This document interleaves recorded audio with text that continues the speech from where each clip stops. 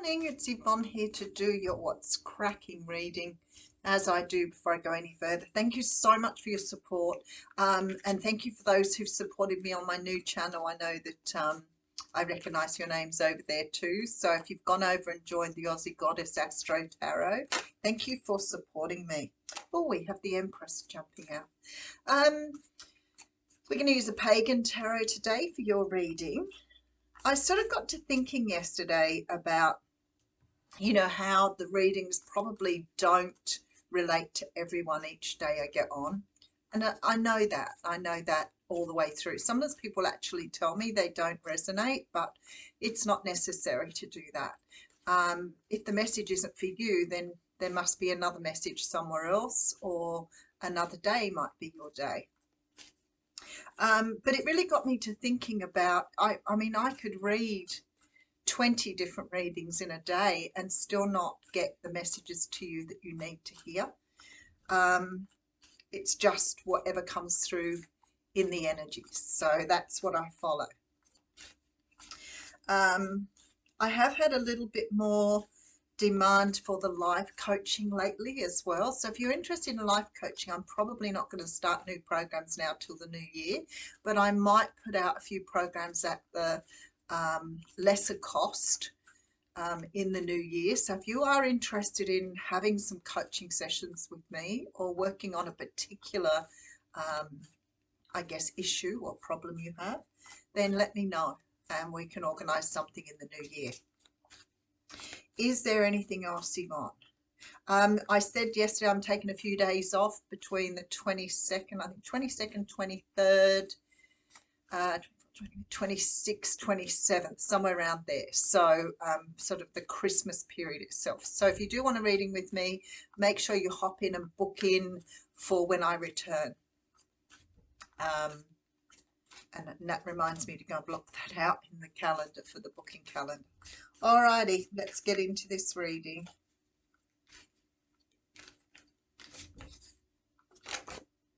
Oh my goodness, the Empress has just jumped out at me again. That's twice in all that shuffling. All right, there must be a message coming through with the Ace of Pentacles.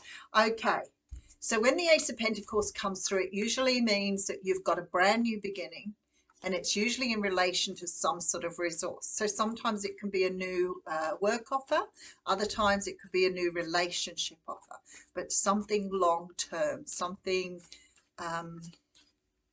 that is sort of, a commitment. With the Empress there, for some of you, you might be either ready to fall pregnant or ready to have a baby. So let's see where we're going today. So we have the Two of Swords out. Now, the Two of Swords is a card, and you can see even by the depiction in this particular deck, the person's blindfolded. And that means generally we're trying to make a decision between two things or two options. And we don't have all the information, or maybe sometimes we're just refusing to see a truth.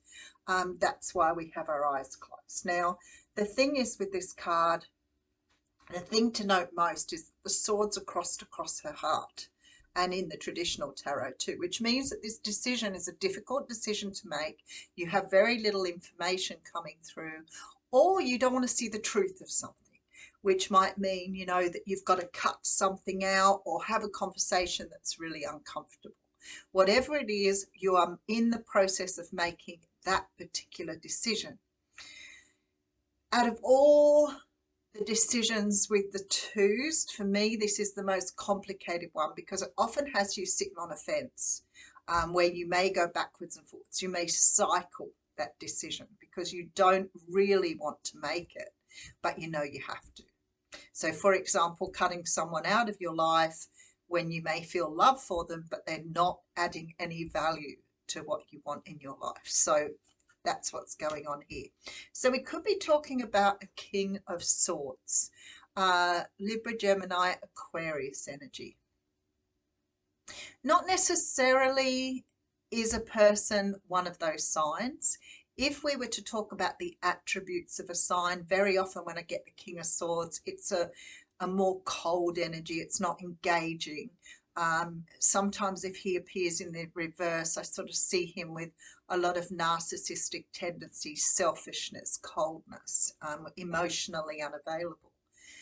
And you could have somebody in this like this in your life who you love, but you know is not a good fit for you. So we have got some sort of indication here that something needs to come to a close because we've got the Wheel of Fortune. I would say the universe might just jump in. Maybe you can't make this decision.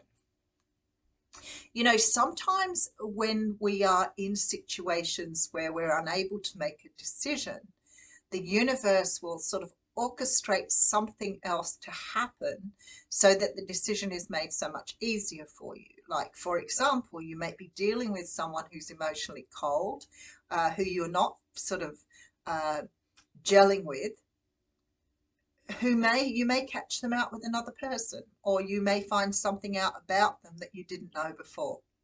And then that makes the decision easier for you to cut them loose. So when the Wheel of Fortune comes in, what it's saying to me is if you're having trouble making this decision, I feel like you're going to get a little bit of a nudge from the universe here. All right, we have the Star card coming through. You could be dealing with an Aquarius here with the Eight of Wands. Right, see, there it is right there. So when I talk about the universe here with the Wheel of Fortune, what we're seeing here with the Star card and then the Eight of Wands is some sort of communication that's coming because it is meant for you right now on your path. So it's sort of like something dropping for you to help you see something that you could not see before. So let's really get into this reading. Okay, so we have the Nine of Wands. Okay, so whoever I'm talking to here, I feel like you've been cycling. When the Nine of Wands comes around, it's the card of the wounded warrior. And it generally means we've been through something over and over and over again.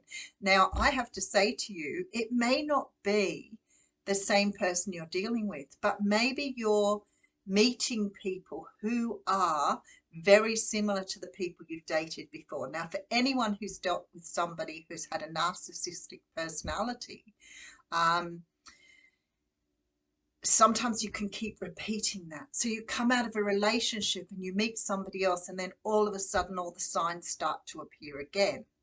Now, I talk about this because I feel like sometimes things like being emotionally unavailable are sometimes something you need to look at yourself. Now, I'm not saying you're narcissistic, but what I am saying is you may have certain traits that that particular person is attracted to. So very often, and I heard one of the coaches the other day talking about it on like TikTok or YouTube about the fact that we dismiss things by saying that person's a narcissist, therefore they're abusive and it's them and they're to blame. And as you know, I know firsthand that we have some traits right with us that help us get into those situations because they're able to pick us. If you've had a very traumatic childhood, if you've had abusive relationships, you become a little bit more vulnerable for these people because your fears and your need to please or to be accepted is so strong that you pull these people towards you. Now, there is sometimes people say, why do I attract these people? And I'm not sure that you do. I think they are naturally attracted to you because perhaps you're more vulnerable in a sense of, and there's nothing wrong with vulnerability. I'm all up for that. But you're vulnerable in a sense of being easily manipulated. So we can be vulnerable and not have healthy boundaries. And that is where the problem lies. So you can be vulnerable, heart open, go in and love people like crazy, as long as you know where your limit lies and it stops and finishes and the next person starts. And the problem is with some of these relationships is we cannot anymore, because of the manipulation, see where we finish and that person starts. So we tend to sort of go over on the boundaries a bit. If I was to give you an example of that, I would say to you, constantly pleasing people so that you don't get into conflict, or pleasing people so you don't lose them, when in effect you're going to lose them by not having boundaries. So I feel like with this Nine of Wands, you're learning some sort of lesson here because you're seeing it go around again and again and again. And then you'll know, because you sit there and you get really aggravated and upset, and you're in the mindset of, how did it get here again? Why am I here again? What did I do? How did I get into this position? This is the same as last time. He doesn't listen to me. She doesn't take any notice of what I say to her. They make fun of me. Oh, it's just a joke. So some of those energies will go round and round and round until you start to realize you're dealing with someone who's taking advantage of you. Nine of Wands, we're following up with the Magician. I like that. That's really nice energy. We also have the Six of Cups. There's some work being done on your past here with Magician and the Six of Cups. And we have the King of Wands. So the first thing I want to say is you had a parent figure more than likely who treated you that way, and you were desperate to have them love you. And when they didn't love you back, you learned to keep trying to get that love, that attention. And then you use it with other people. And then when people don't like you, you feel really offended and hurt. And it just goes round and round and round and round. So I feel like here I'm being shown with this Six of Cups, King of Wands, that you more than likely had a parent figure who treated you a certain way, and you're constantly looking for that love now in people around you. The Magician and the Six of Cups tell me here that there is work to be done. So if you're not seeing it yet, I feel that you soon will be with that Wheel of Fortune. If you feel you are blameless and it's completely the other person's fault, there's nothing I'm going to be able to do to change your mindset on that. But if you want to have a healthy relationship, there are lots of resources out there for you to see those patterns. Are they bad? Of course not. You're just constantly trying to please other people rather than really understanding how that's hurting you. But I feel like here you're definitely recognizing it. All right, so I have the Two of Cups. You see, there we go, right there, with the Eight of Cups and the Four of Swords. So the universe here is saying to you, if you want to have a healthy relationship, you've got to walk away from things that no longer serve you. You cannot keep pushing against the flow. You cannot change people. You cannot control people. So therefore, when you are in these situations, trying to control someone else's behavior is completely futile. So there is a real need here to step back from a situation and ask yourself, is this what I want for myself? Because when things get really down and deep, the relationship will turn toxic. It could turn aggressive. It could turn so uncomfortable for you. And do you really want to go down that path? And I really feel with that Two of Swords, you're contemplating whether it's the right way to go or not. Wow. Okay, so I have a Queen of Cups coming through with the Hanged Man. I love it. Okay, and the Five of Cups. Now, some people say to me when they're in these situations, especially if it is a family member, I don't want to sever contact with that person, but I can't see that I have a choice. Well, you do. You can learn to work differently with, and there's a number of strategies for you to do that as well. So you can still have contact with the person, but you can use certain ways of relating to them that aren't the way you do things that manipulative people pick up on. Number one is don't make excuses for things. So if something happens, you can't do something, or you can't go anywhere, or you can't help out, don't make excuses. No is a complete answer. If you want to give an answer, something succinct. But if you stand there trying to make excuses, then immediately that person knows how to manipulate you. What else can you do? You can learn not to get into arguments with people. So when somebody stirs you up or triggers you, in other words, raises some sort of energy within you, don't react or respond. Tell them that you'll come back to them later. Tell them that you will take it on board. Thanks for your feedback, and I'll think about it. Don't respond or react, because that's what they feed from. That's why we call them emotional vampires. They feed from your fear. In effect, They want to be you. They're jealous of you. So they want to possess you and bring you down. And when you're down at their size, then they realize you're no good anymore. There's no reactions, no way of playing anymore. Cat and mouse games. So let's have a quick look, because I had the 5 of Cups at the end. So I feel like there's a lot of disappointment in walking away from this person. So you have a choice to make here.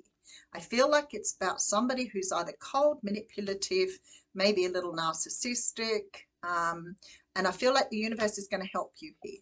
So if you couldn't make up your mind, I feel like somehow or another, some sort of communication is coming through to help you get it across the line. And I always think when I say that, maybe it's my communication.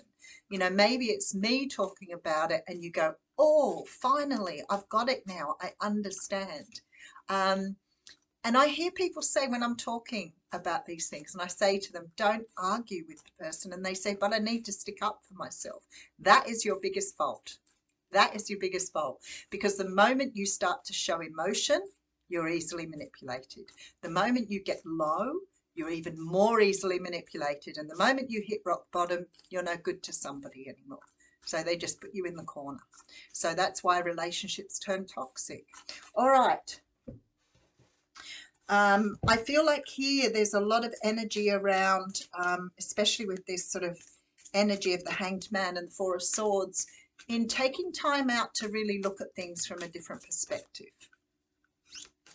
Again, you know, like I have some people say, but I don't want to cut the person off. They're my mother, they're old, they're this, they're that. And I think, well, that's okay. You can do that. If you're unsure how to do that, there is a process called the grey rock. I think it's called grey rock process. I haven't talked about it for a while, where you learn to sort of just go with the flow. You don't fight back anymore. And the moment you stop fighting back, that person's got nothing to chase you for.